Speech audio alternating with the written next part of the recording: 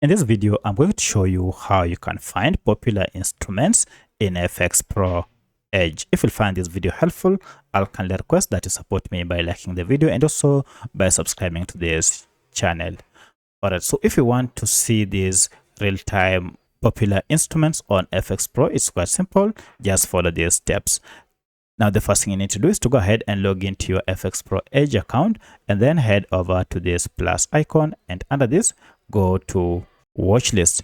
Under watchlist, you should see popular. If you go ahead and click on this, now here you will see all the popular instruments that are available. Here you can see we have gold, USD, bitcoins, and the list is just long. And here they are.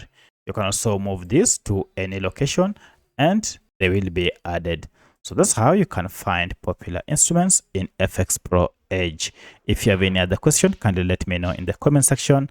Otherwise, thanks for watching and let's meet in the next video.